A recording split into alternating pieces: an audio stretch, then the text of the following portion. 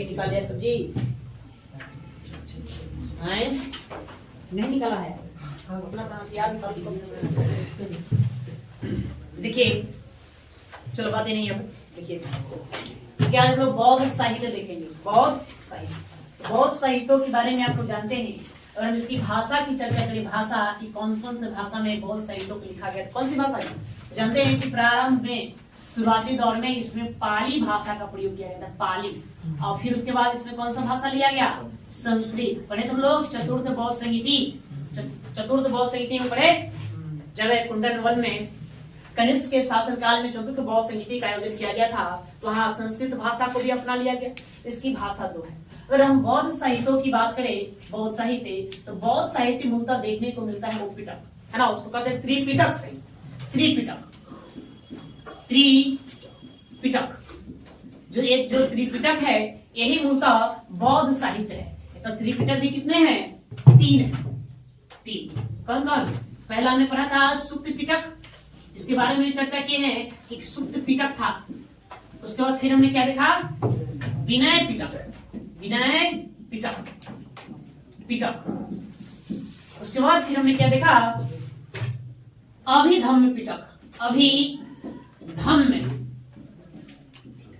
धम्म पिटक। तो 3 पिटक है बौद्ध धर्म में। नहीं, बौद्ध धर्म में 3 पिटक है।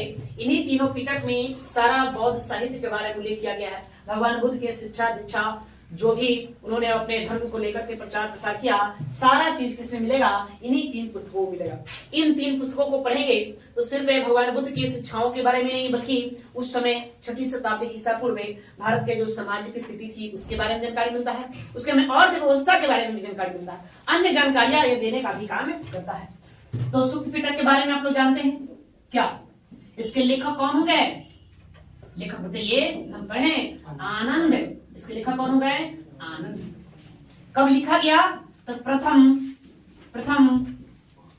बौद्ध संगीति के दौरान इसका संकलन किया गया, रचना किया गया, दौरान इसका रचना किया गया। हम लोग पढ़े थे इसके बारे में जी नहीं या। उसके बाद हम द्वितीय देखेंगे, विनय पिटक के बारे में देखेंगे। विनय पिटक, तो विनय पिटक को देखोगे, इसके जो लेखक हो गए कौन हो गए? उपाली। कौन हो गए? उपाली। पढ़े थे कि बौद्ध संगीति में आनंद और उपाली ने मिलकर 2 पिटकों की रचना की, एक सुक्त पिटक, दूसरा कौन? विनय पिटक। उपाली को क्या कहा गया? विनय का प्रतीक माना गया, और आनंद को ज्ञान का प्रतीक माना गया, धर्म का प्रतीक माना गया। ठीक है, इसकी भी रचना कब होगी? प्रथम बौद्ध संगीति के दौरान इसकी रचना की जाएगी। इसमें क्या है? तो बौद्ध भिक्षुओं या बौद्ध संघ के संचालनों का नियम, साथ में बौद्ध जो भिक्षु हुए, बौद्ध भिक्षु, तो बौद्ध भिक्षुओं के लिए नियम इसी में लिखा गया, इसी में इसका अध्ययन किया गया। उसके बाद आप आइए अभिधम्म पिटक। तो अभिधम्म पिटक देखेंगे, इसका जो लेखक है या संकलन करता हुए कौन हो गए ना? मोगली पुत्र तिस्म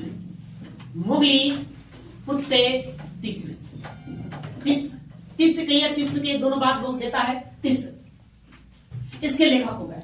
इसका रचना तृतीय बौद्ध संगीति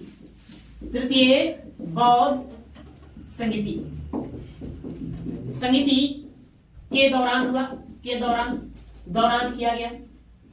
दौरान हुआ। नहीं, इसमें क्या है? इसमें आपको बौद्ध दर्शन देखने को मिलता है। बौद्ध दर्शन का वर्णन इसमें किया गया है। तो हमें इन्हीं तीनों साहित्यों के बारे में पढ़ना है। इन तीनों बौद्ध जो साहित्य है, सुक्त पिटक, विनय पिटक, अभिधम्म पिटक, इसको भी कई भागों में बांटा गया है। उसी भागों को हम बांट करके बारी बारी से पढ़ने का काम करेंगे। ठीक है, प्लीज इसको आप लोग लिखिए, नोट करेंगे।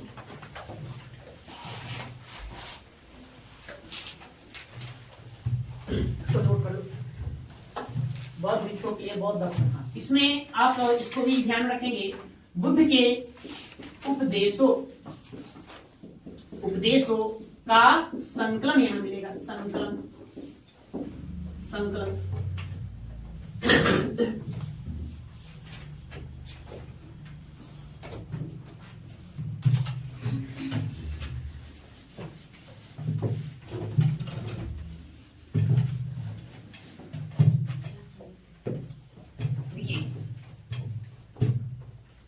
तो पिटक सहित तीन हो गए। पहला क्या बताएं? सुप्त पिटक, सुप्त पिटक।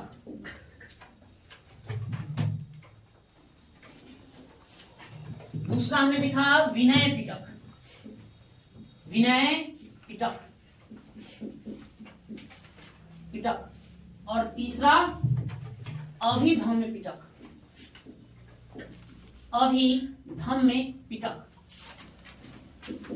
पिटक।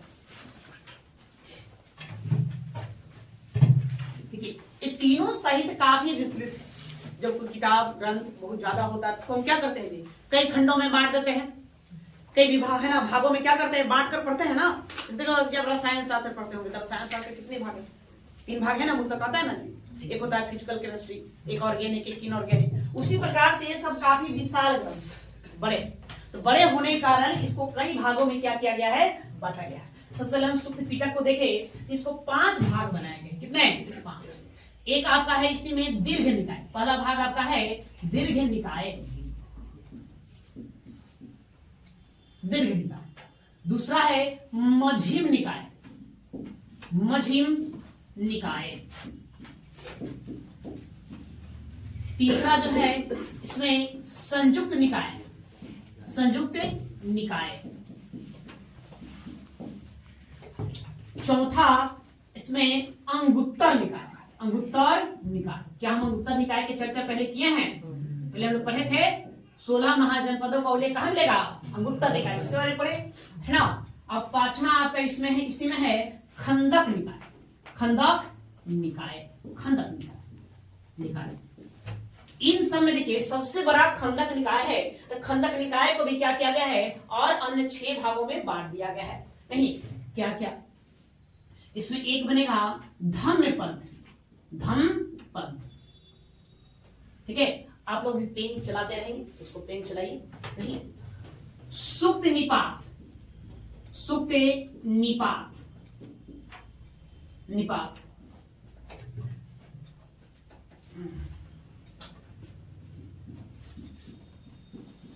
विमान वक्त,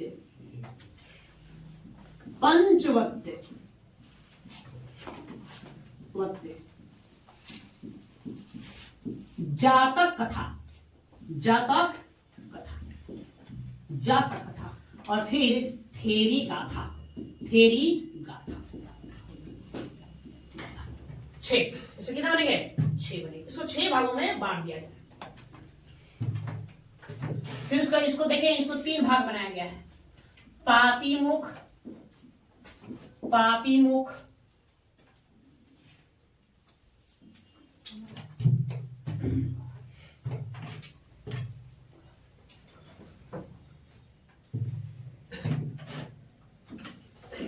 सुप्त विभांग, विभांग। और उसके बाद एक और बन जाएगा खंदक, खंदक, खंदक।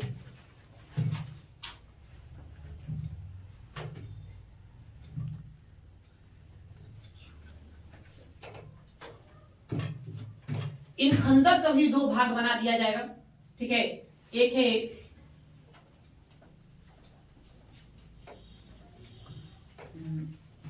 खंदक के 2 भाग हैं।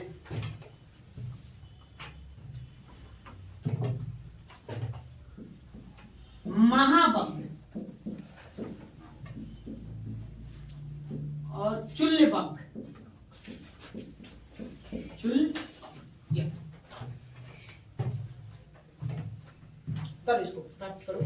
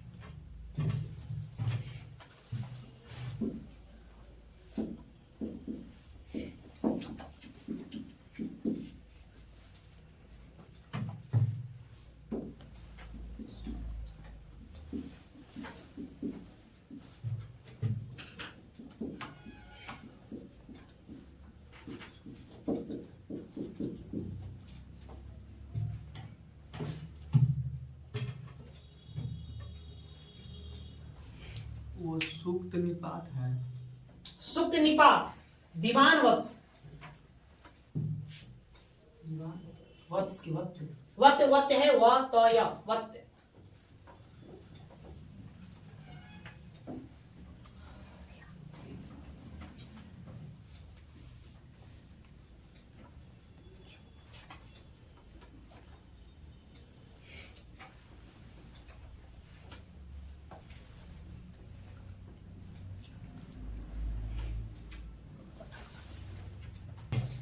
चलो हो गया ना जी। देखिए देखिए एक बार इसको देखते हैं, उसके बाद हम सबको बारे में पढ़ेंगे। तो हम क्या जानेंगे कि पिटक जो सही थे तीन है, सुक्त पिटक, विनय पिटक और अभिधम पिटक। तीनों में विस्तृत व्याख्या है, बड़े होने के कारण इसको कई भागों में बांटा गया है। तो जो सुक्त पिटक है इसमें आपको जानेंगे 5 भाग। कितने भाग? 5। दीर्घ निकाय, मध्यम निकाय, संयुक्त निकाय, अंगुत्तर निकाय और खंडक निकाय। ठीक है, खंडक निकाय। अभी खंडक निकाय भी बड़ा है, इसमें सबसे विस्तृत जो है खंडक निकाय है। तो खंडक निकाय को हमने क्या किया, फिर 6 भागों में बांटा। धम पद, सुक्त निपात, विमान वत्त, पंचवत्त, जातक कथा और थेरी गाथा, इसको फिर 6 भागों में बांटेंगे। विनय जो पिटक है इसी में पातिमोक्ष, सुक्त विभाग, खंडक। खंडक में ही 2 आपको आएंगे, यहाँ देखेंगे, यहाँ है ये खंडक निकाय, ये सिर्फ खंडक है। तो खंडक में 2 आएंगे, इसका भी 2 हिस्सा है, एक महाभग है और दूसरा क्या है, चूलभग है। चूलभग के बारे में चर्चा किए कहते प्रथम बौद्ध संहिता का उल्लेख कहाँ मिलेगा, चूलभग में मिलेगा, चूलभग। उसी प्रकार से अभिधम जो पिटक है इसके भी 7 भाग बनाए गए। विभंग, कथा वस्तु, यमक, पठान, पुंगल पंचाती, पुंगल पंचाती, धातु कथा और धम संगीत। अशोक ने जो धम्म नीति चलाया वो धम्म संगीत पर ही आधारित है, इसी से आधारित है। तो देखिए आपको पूरा याद नहीं करना है, नहीं देखो कैसे इस प्रकार से माइंड को सेट करो कि प्रश्न पूछे तो बता दे। जैसे पूछा जाता है कि धम्म पद जो है किसके हिस्सा है, ये प्रश्न अक्सर पूछा गया, धम्म पद किसका हिस्सा है, सुक्त पिटक का, विनय पिटक का या विधम पिटक का। इस तरह से आपको टिक लगाना है, बस समझ गए। निकाय करके भी पूछेगा तो निकाय, देखो निकाय किसी और में लगा हुआ है नहीं, तो जितने भी निकाय करके पुस्तक पूछेंगे, ग्रंथ पूछेंगे तो उसको हम क्या बता देंगे, तो सुक्त पिटक का भाग है। अंगुत्तर निकाय पूछे, संयुक्त पूछे, मध्यम पूछे, खंडक निकाय पूछे, किसके भाग है, सुक्त पिटक के भाग है। किसी और में निकाय शब्द को जोड़ा नहीं गया है, इसलिए तो क्लियर कर लोगे तुम लोग, ये तो विश्वास है कि ऐसा नहीं है। इसको आपको थोड़ा सा ध्यान में रखना है कि किसके भाग है। नहीं अब मान लो उठाकर पूछ दिया कि जातक कथा, जातक कथा में भगवान बुद्ध के जीवन के पूर्व की कथाओं का उल्लेख किया गया है, जन्म के पूर्व की कथाओं को उल्लेख किया जातक कथा। ये भी प्रश्न पूछा गया है कि जातक कथा किसके भाग है। तो ऑप्शन देखना, ऑप्शन क्या है, अगर ऑप्शन में सुक्त पिटक, विनय पिटक, अभिधम पिटक है तो कहाँ टिक लगाएंगे, सुक्त पिटक। अगर ये ऑप्शन में 9 है तो फिर आपको क्या दे देगा, इसमें से ये दे देगा 4, चारों में से कोई 4, तो फिर उसमें हम क्या ध्यान में रखेंगे, खंडक निकाय, ये खंडक निकाय का हिस्सा है। उसके बाद विनय पिटक, इसमें पातिमोक्ष, सुक्त विभंग, खंडक है। खंडक में 2 महाभग और चूलभग, अक्सर ये दोनों पूछा जाता है, महाभग और चूलभग किस पिटक ग्रंथ के भागे हिस्से हैं। तो चूलभग और महाभग दोनों ध्यान रखना है, किसका है, विनय पिटक का। और पिटक ऑप्शन में नहीं है तो फिर क्या ध्यान रखना है, खंडक ध्यान में रखना है। इसमें किसका उल्लेख किया गया है, संघ संचालन की प्रक्रिया, बौद्ध भिक्षुओं को नियम को लेकर, पातिमोक्ष पढ़े थे, पातिमोक्ष है ना, तो बौद्ध भिक्षुओं के लिए क्या नियम होना चाहिए, उसके आचार विचार का नियम है ना, विनय नियमों का उल्लेख किसने किया गया है, विनय पिटक में क्या है यहाँ। सो अभिधम पिटक में विभंग, कथा वस्तु, यमक, पठान, पुंगल पंचाती, धातु कथा और धम्म संगीत। तो अक्सर आपको धम्म संगीत पूछा जाएगा, धम्म संगीत। तो इसी धम्म संगीत पर अशोक ने जो धम्म का नीति अपनाया, धम्म चक्र चलवाया, तो किससे लिया गया है, धम्म संगीत को लिया गया है। इसी को पढ़ करके उसने इसको अपने जीवन में प्रयोग किया, अपने राज्य में इसका प्रयोग किया था। तो इसी में आपको अभिधम पिटक में किसका, बौद्ध दर्शन का झलक देखने को कहाँ मिलेगा, अभिधम पिटक में मिलेगा। विनय पिटक में तो बौद्ध भिक्षुओं के विनय नियम से संबंधित बातों को बताया गया है। सुक्त पिटक में भगवान बुद्ध जो उपदेश देंगे उसको यहाँ पर लिखा गया, बस इससे और सारी बातें हैं। तो चलिए कुछ है इसमें पुस्तक और है जिसके बारे में आपसे प्रश्न पूछेगा, उसको हमको समझना है। तो लिखे तो दीर्घ निकाय, तो लिखेंगे दीर्घ निकाय, लिखो दीर्घ निकाय, दीर्घ निकाय।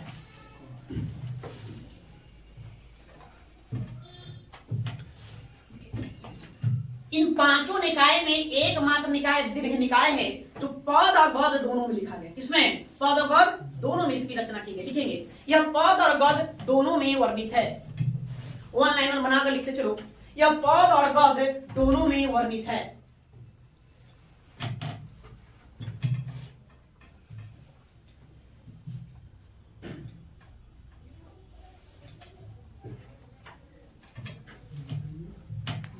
यह पद और गद्य दोनों में वर्णित है।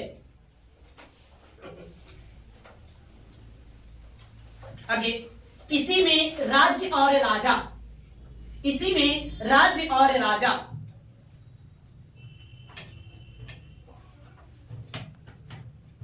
इसी में राज्य और राजा के पद का उल्लेख किया गया है।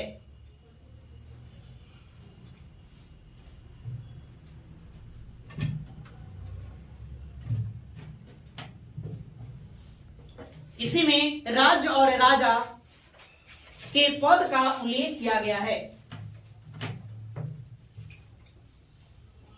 आगे, इस ग्रंथ में कुल 34 सूक्त हैं। इस ग्रंथ में कुल 34 सूक्त हैं।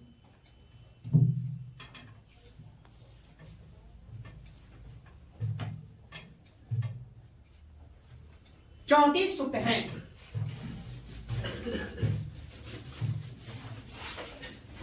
उन 34 सूक्तों में एक सूक्त आपको ध्यान में रखना है।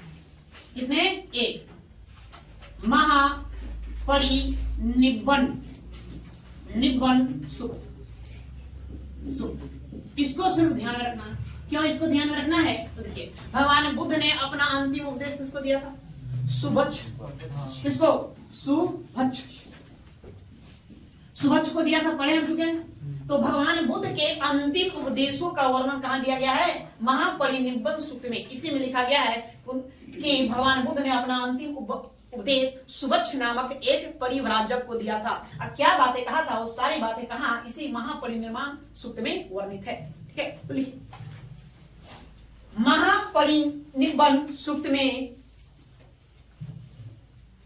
महापरिनिब्बन सूक्त में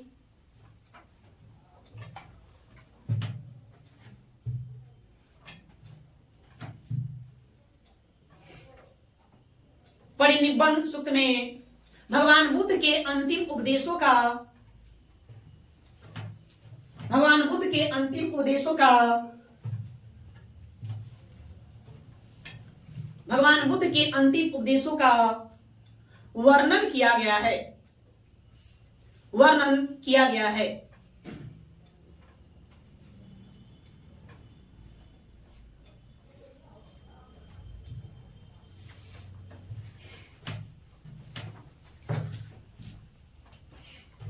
ठीक है, तो आपको दीर्घ निकाय से इतनी बातें को ध्यान में रखना है। और यह मध्यम निकाय, और लिखो मध्यम निकाय।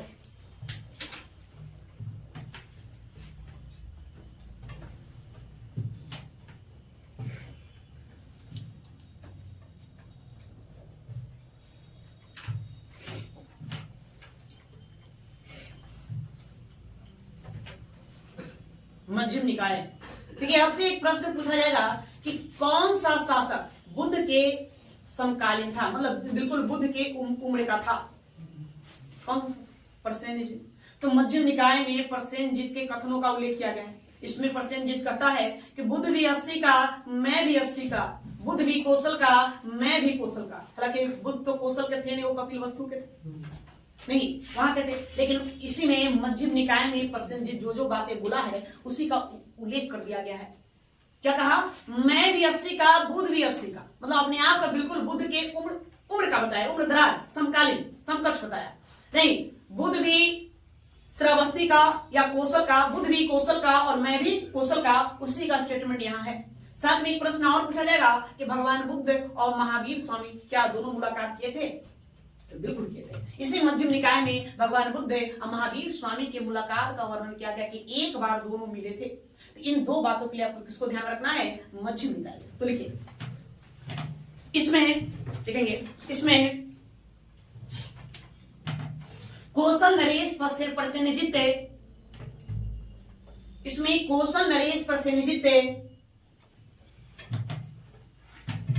इसमें कौशल नरेश प्रसेनजित के कथनों का वर्णन है।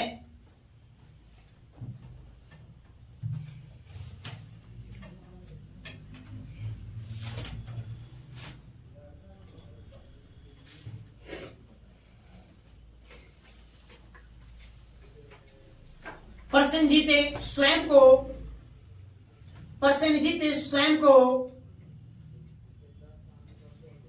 स्वयं को भगवान बुद्ध का प्रसेनजित स्वयं को भगवान बुद्ध का हम उम्र बताया है। हम उम्र बताया है।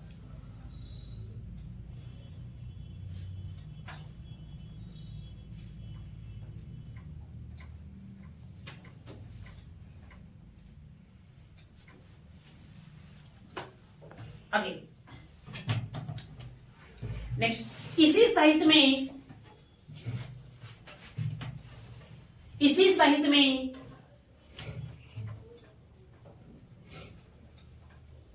भगवान बुद्ध और महावीर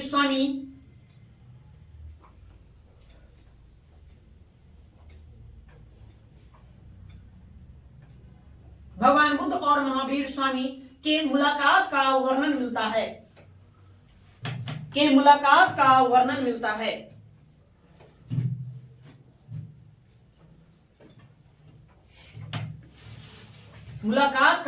मिलता है।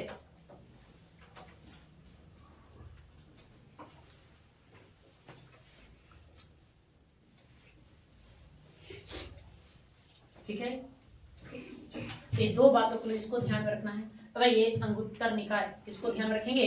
अंगुत्तर निकाय यहाँ ये अगला, उसको छोड़ देंगे। संयुक्त निकाय वहां से बात नहीं बनेगी। अंगुत्तर निकाय, पहले अंगुत्तर निकाय लिखो, उसके बाद देखते हैं।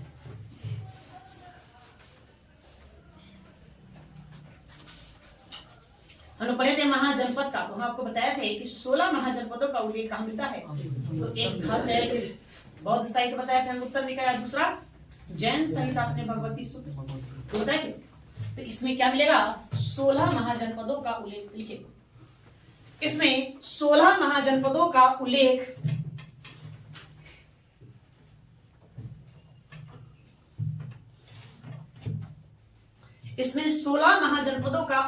मिलता है।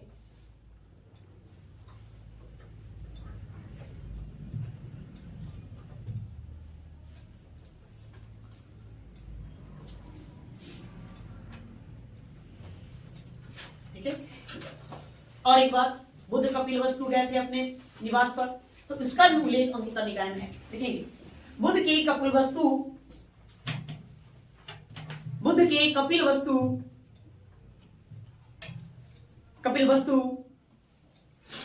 जाने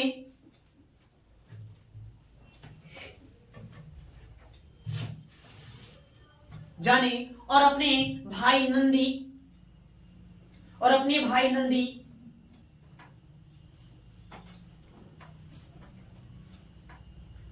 नंदी को बौद्ध धर्म में दीक्षा देने का वर्णन किया गया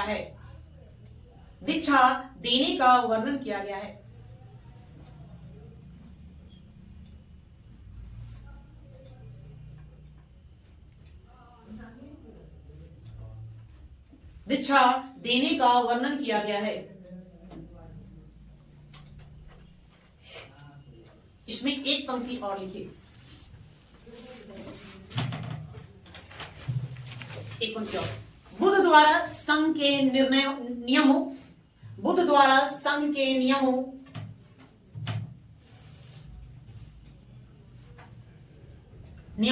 में बदलाव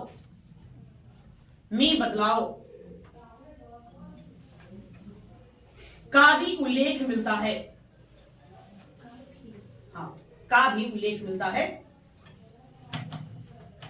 बौद्ध संघ के नियमों में बदलाव का भी उल्लेख मिलता है।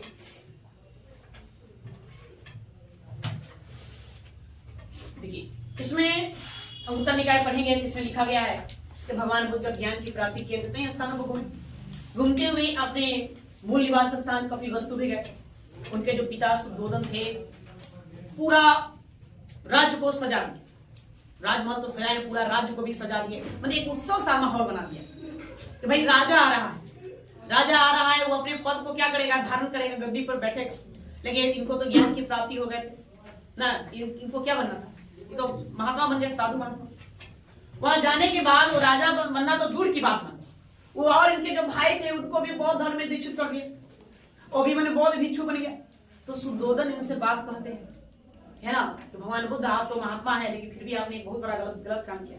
आपने एक पिता की इच्छाओं का बिल्कुल भी ध्यान नहीं रखा। पुत्र का अपने पिता के प्रति जो कर्तव्य होता है, उस कर्तव्यों को तो आपने बिल्कुल ध्यान नहीं रखा। आप पुत्र होने के नाते आपका दायित्व बनता था कि पिता का उत्तराधिकारी बने। ठीक है, वो आप नहीं बने, कम से कम मेरा एक और बेटा बचा हुआ तो वो तो उत्तराधिकारी बनता, तो आप तो उसको भी बौद्ध धर्म में मतलब दीक्षित कर दिया। अभी राजपाट कौन संभालेगा, वो तो एक तरह से बांझ बना दिया। बुद्ध अपने पिता द्वारा कहे गए इन कथनों पर कुछ जवाब नहीं देते, बिल्कुल मौन धारण कर लेते। लेकिन उनको बात एक समझ में आ गया कि व्यक्तियों को अपने परिवार के प्रति भी कर्तव्य होना चाहिए, अपने पिता के प्रति, अपने माता के प्रति, अपने पत्नी के प्रति, अपने पुत्र के प्रति। क्योंकि यहाँ उनकी जो पत्नी थी, पत्नी ने भी उनसे भी सवाल डाला, तो इसीलिए वो क्या करेंगे, संघ के नियमों में बदलाव लाने का कि नहीं, अब संघ में ऐसे नहीं होगा, अब संघ में प्रवेश करने के पहले माता पिता की अनुमति आवश्यक है। एक बार उम्र सीमा को क्या कर देंगे, निर्धारण कर देंगे। तो संघ के नियमों में बदलाव का उल्लेख कहां मिलता है देखने को, उत्तर निकाय मिलता है। अब देखिए संयुक्त निकाय, इसमें थोड़ा सा लिख लेते हैं।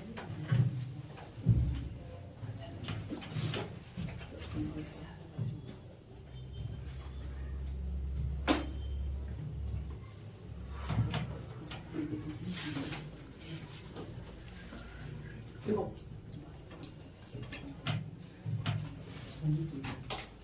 हाँ, संयुक्त निकाय एक पंक्ति लिख लीजिए। यदि कोई व्यक्ति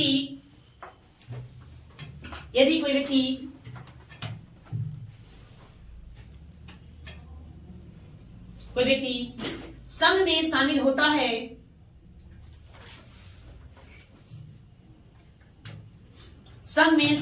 है, तो उसकी जाति एवं वर्ण स्वतः समाप्त हो जाएगा।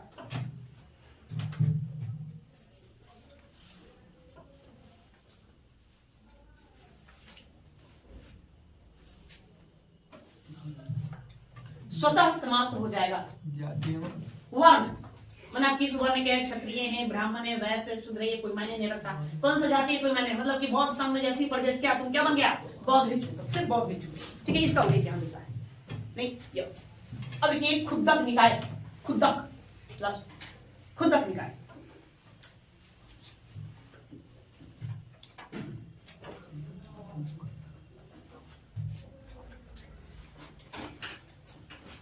तो प्रश्न सीधा सीधे आपसे पूछेगा, भगवान बुद्ध के जातक कथाओं का उल्लेख कहाँ मिलता है, तो कहाँ मिलेगा, खुद्दक निकाय में। क्यों, खुद्दक निकाय का इतनी भाग है, उसी में कौन आता है, जातक कथा आता है। तो जातक कथा का उल्लेख कहाँ मिलेगा, खुद्दक निकाय में। लिखो, इसमें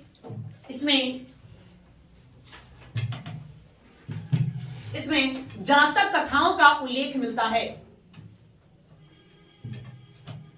इसमें जातक कथाओं का उल्लेख मिलता है।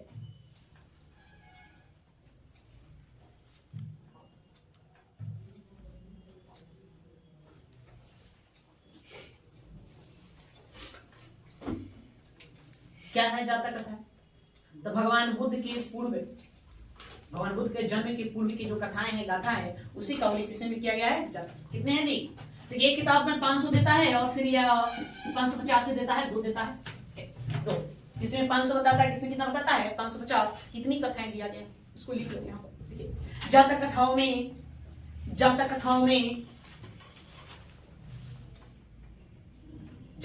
में भगवान बुद्ध के पूर्व जन्मों की कथाएं,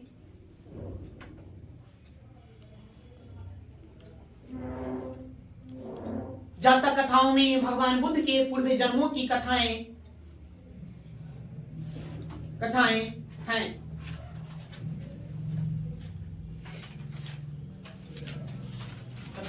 उसमें लिख दिए 500 या 550, 500 या 550।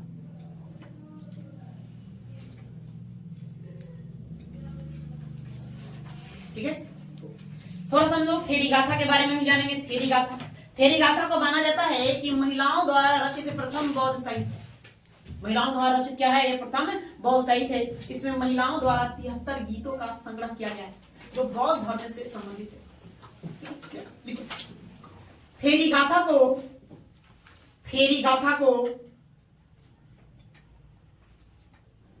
थेरीगाथा को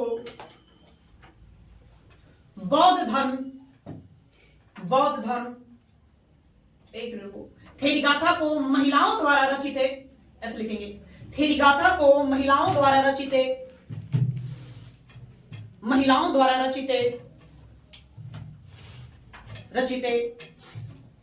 बौद्ध धर्म का प्रथम साहित्य माना जाता है।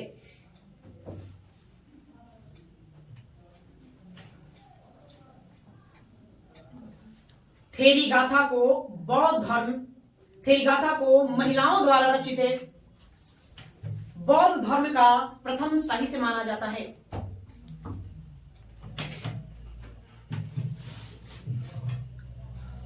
इसमें महिलाओं के 73 गीतों का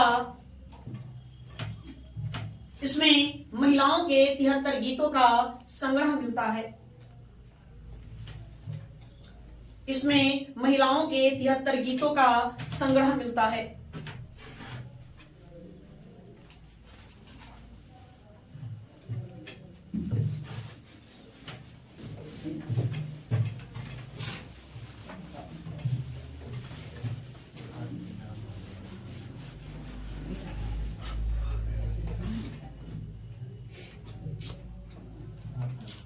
हो गया।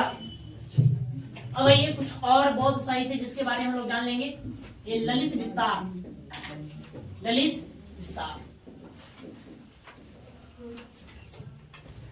देखो ललित विस्तार,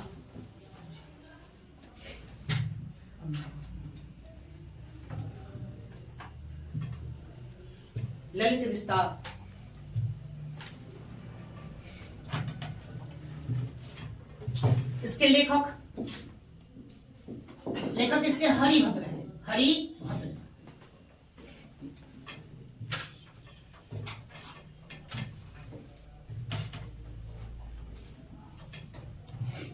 हरिभद्र। आप लोग लाइट ऑफ एशिया नाम पुस्तक का नाम सुने होंगे। लाइट ऑफ एशिया, एशिया का प्रकाश पुंज, कौन राइटर है इसके? गुड, एडविन अर्नोल्ड इसके लेखक। तो एडविन अर्नोल्ड ने लाइट ऑफ एशिया नाम पुस्तक की रचना की। तो इसका आधार कौन है? ललित विस्तार। तो ललित विस्तार के आधार पर ही लाइट ऑफ एशिया नाम पुस्तक की रचना किनके द्वारा किया गया? एडविन अर्नोल्ड के द्वारा किया गया। इसको लिखिए। इसी ग्रंथ के आधार पर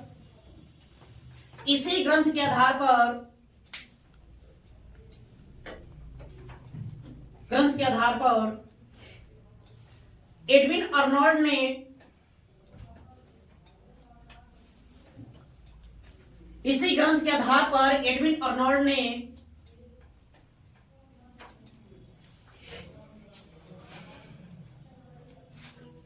अर्नोल्ड ने लाइट ऑफ एशिया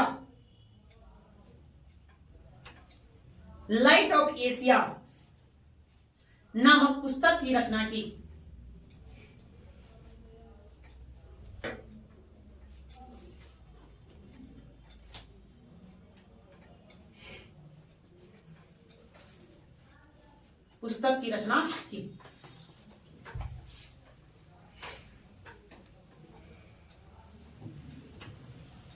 आगे इसी में पहली बार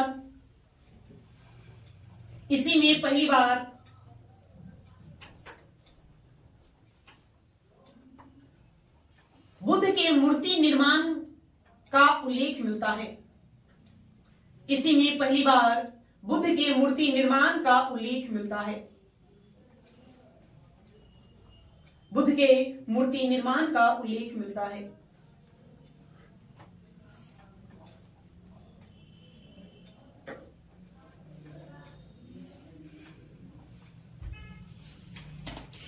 ठीक है, तो भगवान बुद्ध के मूर्ति का भी निर्माण किया गया। इसका उल्लेख पहली बार कहां मिलता है? इसी ग्रंथ में मिलता है। बताइए आप लोग, देखिए भगवान बुद्ध की मूर्ति पहले जो प्रतिमा थी वो किस शैली में बनाया गया? देखिए भगवान बुद्ध की पहली प्रतिमा या पहली मूर्ति, भगवान बुद्ध की पहली मूर्ति मथुरा शैली मथुरा शैली में बनाया गया।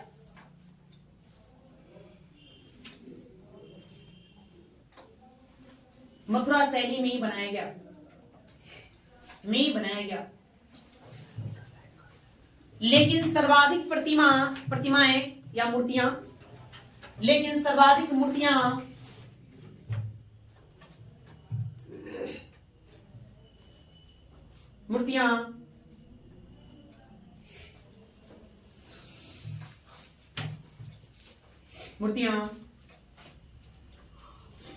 गंधार शैली में निर्मित मिली है। गंधार शैली में निर्मित मिली है।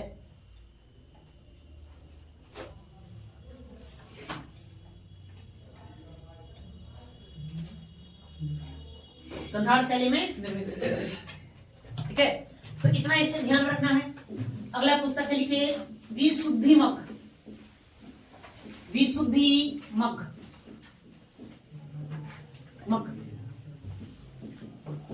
इसके लेखक हुए बुद्धघोष। बुद्धघोष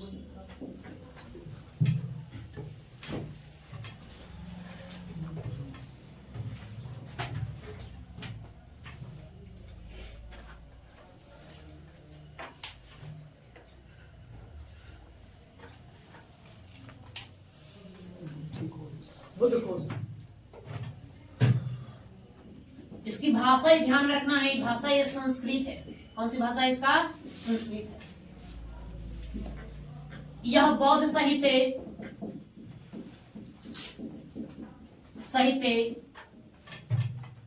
निदान गाथा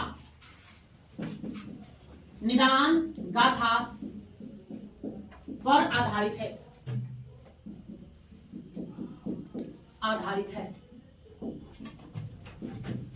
निदान गाथा में ही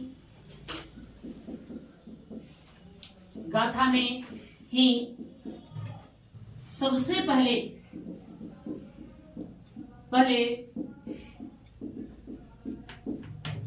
बुद्ध की जीवनी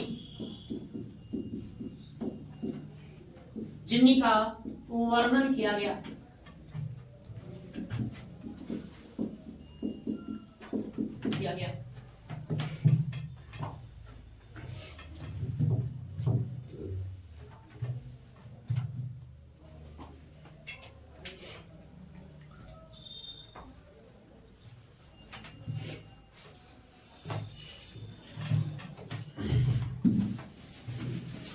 क्या तो विशुद्धिमक क्या है? बहुत सही थे। इसके लिए रचनाकार कौन है? बुद्धघोष है। इस संस्कृत भाषा में लिखा गया। इसको आपको ध्यान रखना है। यह बौद्ध साहित्य निदान गाथा पर आधारित है। निदान गाथा, कौन सा? निदान गाथा। आपको निदान गाथा को ध्यान में रखना है। क्यों ध्यान में रखना है निदान गाथा को? कि भगवान बुद्ध की सबसे पहले जीवनी का वर्णन कहाँ किया गया है? निदान गाथा में किया गया। इसलिए इसको निदान गाथा को ध्यान रखना। आगे मिलिंद पन्हो। मिलिंद पन्हो इसमें बहुत साहित्य है। इसके लेखक तो ये भरत आइंस्टाइन जिनको कहेंगे नागसेन, नागार्जुन कहते हैं ना। गुड। इसके लेखक कौन है? नागसेन है। इसके लेखक नागसेन है। नागसेन एक बौद्ध भिक्षु थे ना। क्या वर्णन इसने जी? तो एक शासक हुआ मीनांडर और बौद्ध भिक्षु हो गए नागसेन। हम आगे पढ़ेंगे भारत पर यूरोपियन के आगमन, तो हम देखेंगे विदेशियों का आक्रमण में, तो हम मीनांडर की चर्चा करेंगे। तो मीनांडर और नागसेन के मध्य संवाद का उल्लेख है।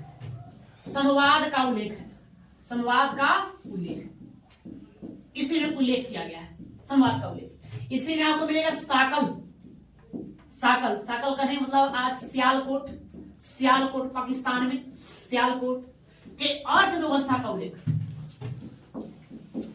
अर्थव्यवस्था का उल्लेख किया गया है। साथ में इसी में आप जाएंगे तो है ना, और भी आप क्या जानेंगे हम, और लिख लो भाई, सियालकोट या साकल में 75 व्यवसायियों व्यवसायियों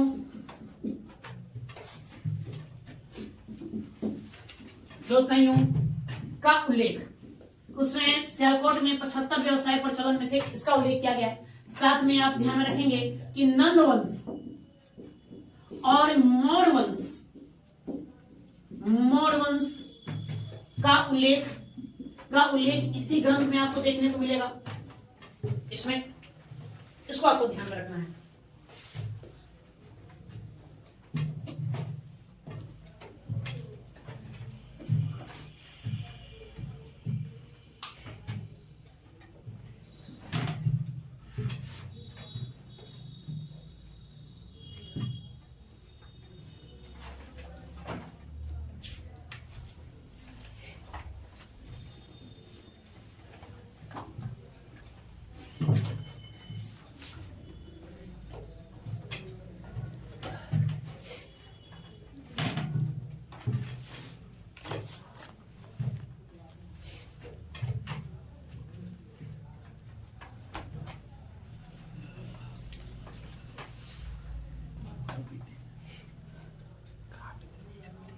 हो गया?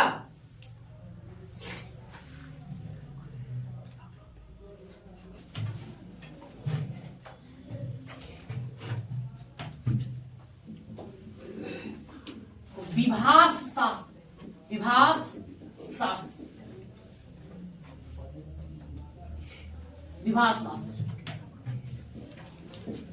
इसके लेखक हो गए वसुमित्र।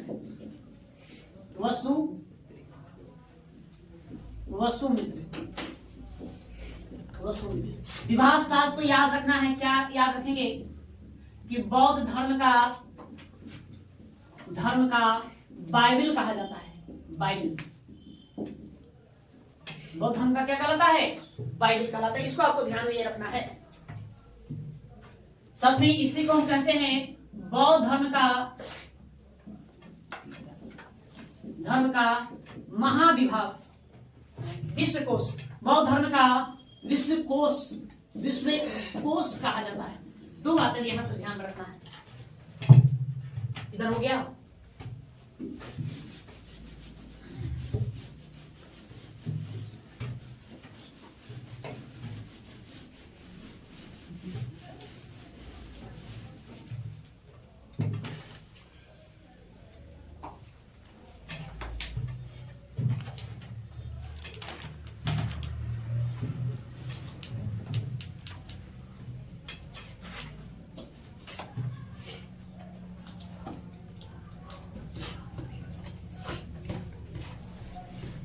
हो गया जी?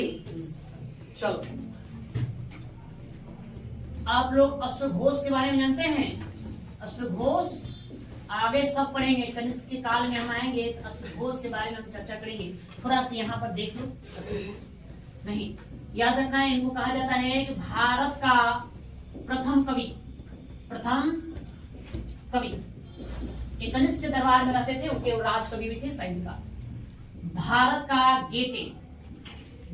का गेटे एक यूरोपियन साहित्यकार हुए। भारत का गेटे कहा जाता है। इन्हीं को कहा जाता है भारत का वाल्टेयर का नाम आप लोग सुने होंगे। वाल्टेयर, इन्हीं को कहा जाता है वाल्टेयर। ठीक है। इनके द्वारा ग्रंथ जो है बौद्ध ग्रंथ की रचना की गई है। बौद्ध ग्रंथ ये लिखेंगे। इनके द्वारा 4 बौद्ध ग्रंथों का रचना किया गया है। 4 क्या? सौरानंदन,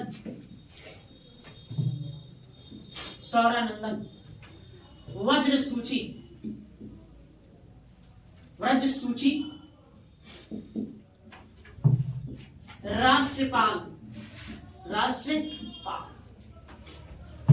राष्ट्रपाल और एक और याद रखना है सारिपुत्रे प्रकरण।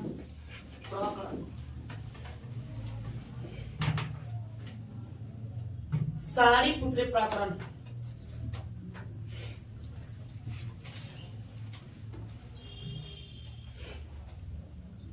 हो गया?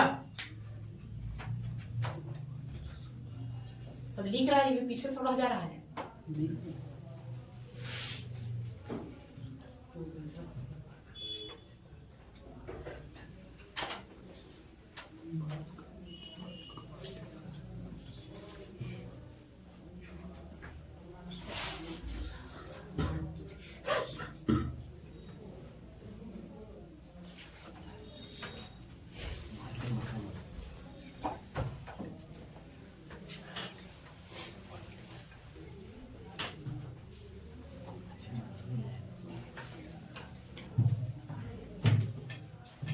चलो हो गया। तो एक और थोड़ा सा लिख लो, चुल्लबक। चुल्लबक, थोड़ा सा इसमें भी जान लेते हैं। चुल्लबक, चुल्लबक।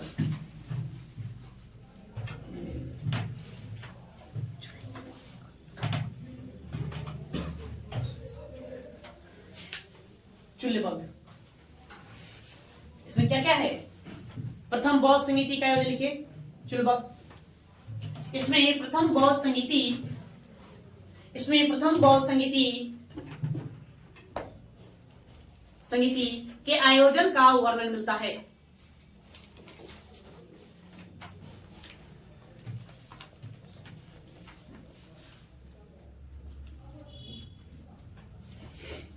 इसमें प्रथम बौद्ध समिति के आयोजन का वर्णन मिलता है।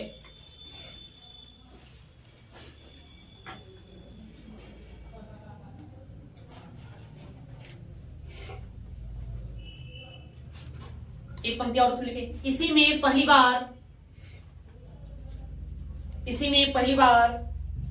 गृहस्थ महिलाओं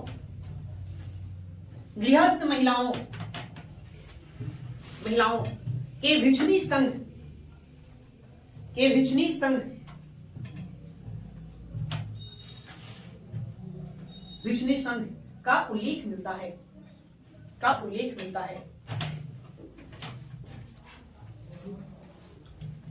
इसी में पहली बार गृहस्थ महिलाओं के भिक्षुणी संघ का उल्लेख मिलता है।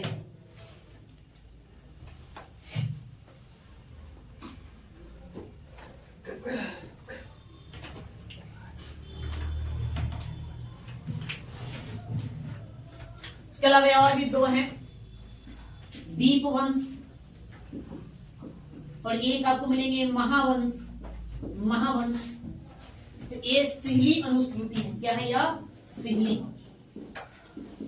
श्रुतियां है, श्रुतियां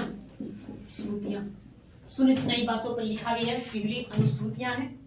ठीक है, तो इतना रहने देते हैं, इतना बहुत ज्यादा हो गया। बाकी अब फिर हम इतिहास पढ़ेंगे तो और मिलेंगे तो हम चर्चा करते चलेंगे। ठीक है, इतना ही मानेंगे।